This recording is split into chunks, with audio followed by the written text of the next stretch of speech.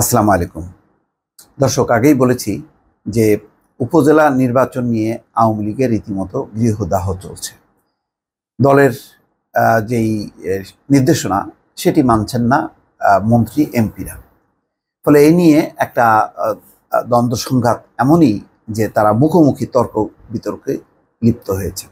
তেমনই একটি খবর, প্রকাশ্য বিতর্কে ওবায়দুল কাদের ও শাহজাহান খান উপজেলা নির্বাচনে মন্ত্রী এমপির স্বজনের প্রার্থী হওয়া প্রসঙ্গে।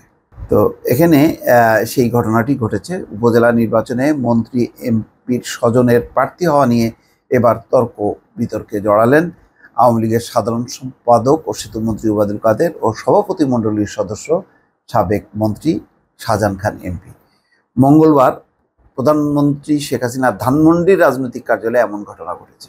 শাহজাহান খান দলের নির্দেশ উপেক্ষা করে ছেলে আসিফুর রহমান খানকে মাদারীপুর সদর উপজেলা পরিষদের চেয়ারম্যান পদে প্রার্থী করেছেন।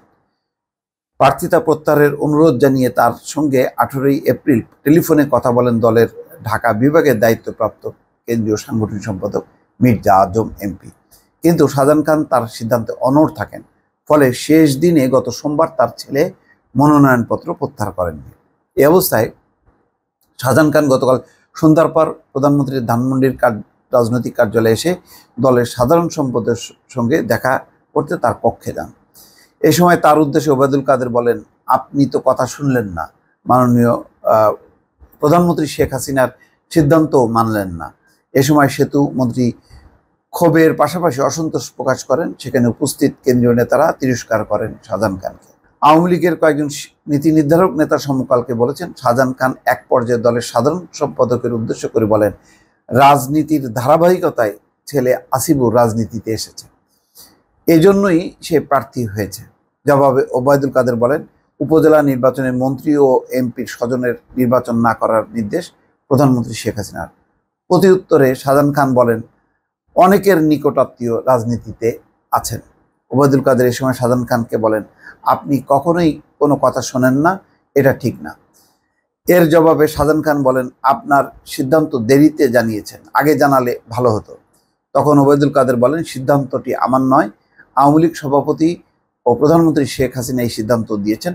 তিনি কোন সিদ্ধান্ত কখন দেবেন সেটি কি আমাদের জিজ্ঞাসা করে দেবেন?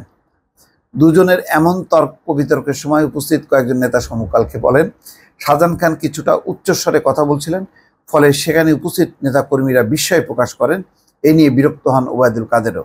তিনি শাহজাহান খানের উদ্দেশ্যে বলেন, এখানে দলের অনেক নেতাকর্মী রয়েছেন, এরপরও আপনি সবার সামনে এসব অপ্রিয় কথা কেন বলছেন? এ সময় নেতাদের মধ্যে উপস্থিত ছিলেন দুই সাংগঠনিক সম্পাদক অ্যাডভোকেট আফজাল হোসেন, শফিউল আলম চৌধুরী নাদেল, কার্যনির্বাহী সংসদের দুই সদস্য আনিসুর রহমান ও শাহাবুদ্দিন ফরাজি, মশিউর রহমান হুমায়ুন, মাহফুজুল হায়দার চৌধুরী লিটন, বলরাম পোদ্দার ও শাহজাহান মহিউদ্দিন। এই হচ্ছে অবস্থা। ছাড় পাবেন বর্তমান চেয়ারম্যান। আচ্ছা, উপজেলা নির্বাচনে মন্ত্রী এমপিদের স্বজনের অংশগ্রহণ নিষেধাজ্ঞা থাকলেও বর্তমান উপজেলা চেয়ারম্যানরা ছাড় পাবেন। দলের সাংগঠনিক সম্পাদক মির্জা আজম জানান, বর্তমান উপজেলা চেয়ারম্যানের অনেকেই মন্ত্রী ও এমপিদের স্বজন। আচ্ছা, তাদের বেলায় প্রসঙ্গটি প্রযোজ্য হবে না। টাঙ্গাইলের ধনবাড়িতে প্রতিদ্বন্দ্বিতা করছেন দলের সভাপতি মণ্ডলীর সদস্য ও কৃষিমন্ত্রী ডক্টর আব্দুর রাজ্জাক এমপির খালাতো ভাই হারুন রশিদ হীরা। তাদের সম্পর্ক নিকটাত্মীয়দের মধ্যে পড়ে না। নিকটাত্মীয় বলতে বাবা মা, স্বামী স্ত্রী, ভাই বোন, ছেলে মেয়ে ও মেয়ের স্বামীকে বোঝায়। এছাড়া হীরা বর্তমান উপজেলা চেয়ারম্যান। এখন কি করবে নানান ভাবে। এটা ঠিক যে সিটিং যে আগে এমপি সে আবারও নির্বাচন করবে, এটা সেই শাহজাহান খান আব্দুর রাজ্জাকের যেই হন না কেন, তো তাকে তো আর বলা যায় না যে আপনি আর নির্বাচন করবেন না। মানে মোটামুটি একটা তালগোল পাকিয়ে গেছে দলের ভেতরে। তারপরে গৃহদাহ, অনেকে কথা শুনবেন না। এই অবস্থায় কি হবে শেষ পর্যন্ত? এই তিক্ততা, বিভক্তি যে আরও কেন্দ্র থেকে নিম্ন পর্যায়ে বা তৃণমূল পর্যায়ে ছড়িয়ে যাবে, এই ব্যাপারে কোনো সন্দেহ নেই। দর্শক, ভালো থাকবেন। আল্লাহ হাফেজ।